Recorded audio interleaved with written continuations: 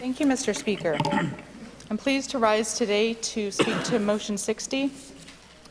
And we are debating virtual and hybrid sittings. I'm very pleased that we are doing so today. And I want to quickly run through a bit of the history of how we got here. Last March, we shut the legislature down, and that was the right thing to do, very suddenly. And in April, we brought back, I think it was referred to as a skeleton crew, I'm not sure. It was just quorum, basically, in order to pass some legislation that was urgent, because the municipal elections were coming up, for example, and needed to be delayed, things like that. And I can remember starting to push for having a virtual option, having a hybrid option last April, because while there was still a lot of uncertainty, and frankly, we are still living with a lot of uncertainty, I was very worried about what it would mean for MLAs to be able to participate, or rather to not be able to participate, if they had symptoms. And, you know, we're coming from every corner of the province, you know, pretty literally, and so having that type of option, I think, would be important. And unfortunately, the way this has gone is that the House leaders discussed it, and then it got sent to LAC, and then it ping-ponged back and forth quite a bit. We did end up sitting, but in July we had to shut down again because we didn't have another option, and there was an outbreak happening, and so we shut things down. We kept kind of kicking the can down the road, moving it around from committee to meeting to different places. And then when we sat in the fall, right before moving into winter, we were sitting in November and December, and we had to shut down once again because the same thing just kept popping up, that there would be outbreaks, and the legislature shut down again. And unfortunately, it's still taken up until right now because there were delays and the decision making just kept going to different committees. I actually do think that sending it to PP Lock finally had a lot of potential, because that's the type of place where you could look at the details of how this type of policy should be implemented. And we've seen that this type of policy has been implemented, not always put into effect. It hasn't always needed to be used, but standing rules have been changed, policies have been changed in different legislatures, in different parliaments, to respond to the situation at hand. And so it went there, and now it's back here. So finally, we have a chance to implement a hybrid option, virtual option, for the legislature to be used as needed. And I don't think that anyone in this House takes it lightly and thinks that anyone would be using it just because they don't feel like coming into the legislature. I don't think that's the type of honourable members that are elected, I would hope.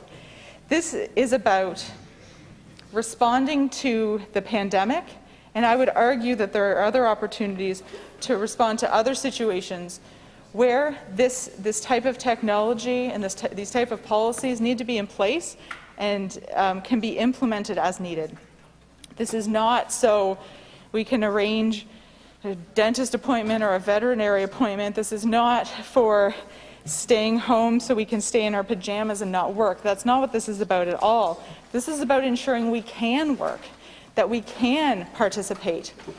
That's what this is really about, that we're able to continue to represent the people who've elected us as much as possible.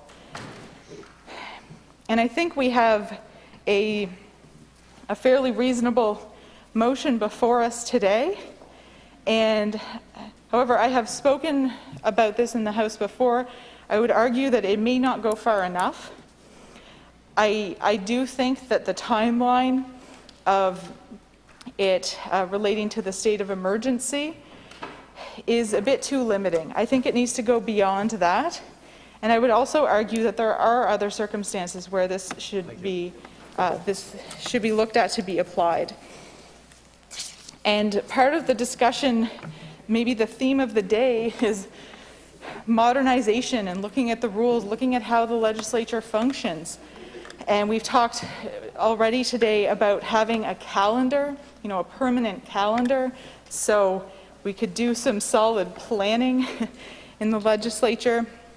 And one of the factors for that is to make it more gender inclusive, is to make it more family friendly, but that's not the only reason. And part of modernization is looking at remote participation when needed and having that option available. And again, this isn't just for maternity and parental leave reasons.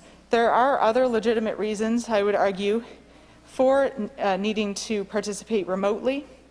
And we could get into talking about exactly how that would look and whether proxy voting could be considered, as has been implemented in the House of Commons in the UK. But we know that remote participation and virtual voting options have been implemented in the House of Commons here in Canada. And so, again, looking at gender inclusivity, but again, other types of accessibility, this modernization, part of that is virtual participation. And I've been very pleased to see that many committees have adopted virtual options, and this is very important. And I think that we need to ensure that this option continues. This existed in some other provinces, for example, before the pandemic. They had virtual options for participation. And so I would argue that that needs to continue. So beyond this being relevant for just new parents, I think, as I mentioned, there are other circumstances where this could be important. And there are times where someone may need to miss being here, unfortunately. There are legitimate reasons for that. And in those cases where they still aren't even able to participate virtually, I would argue we need to look at proxy voting. But there are cases where maybe they can't be here, but they would like to still be able to participate. And I think that the member who spoke before me mentioned, what if there was flooding, for example? There have been cases. I know I've been on the run trying to get home before the highway closed before because there were major floods in past years. There are cases where there's severe weather, there's severe flooding, and there are issues with transportation where the highways are shut down, the roads are shut down, the storms are too bad. And I think we try to work around that as legislators.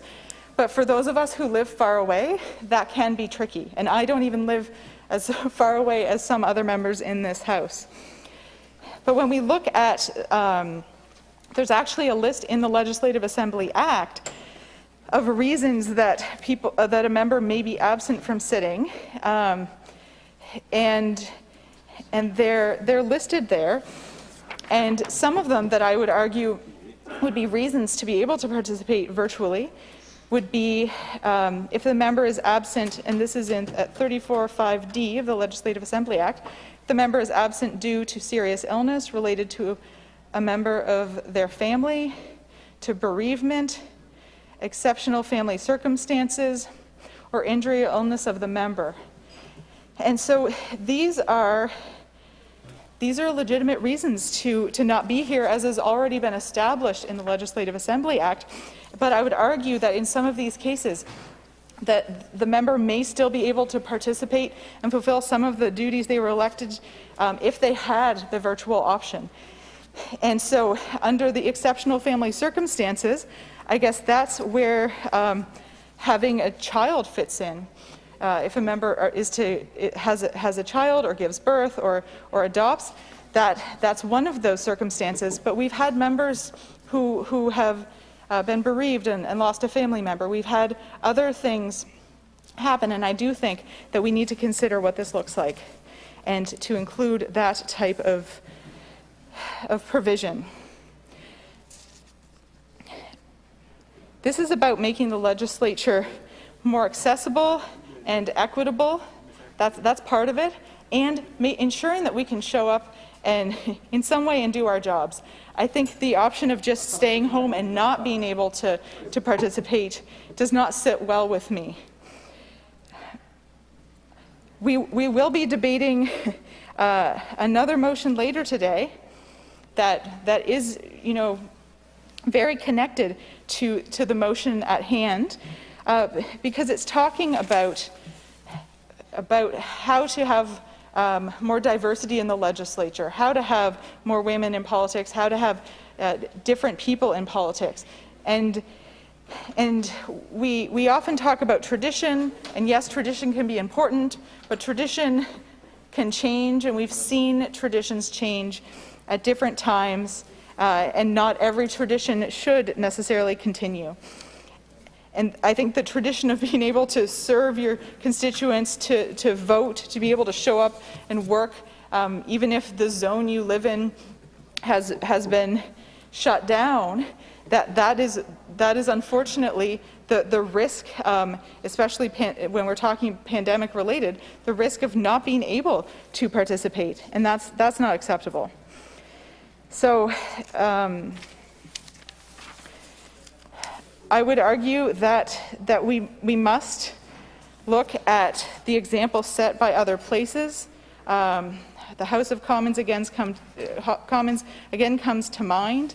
Look at other provinces where they have undertaken the effort to change their standing rules, to bring in provisions for extraordinary circumstances. And I would argue that these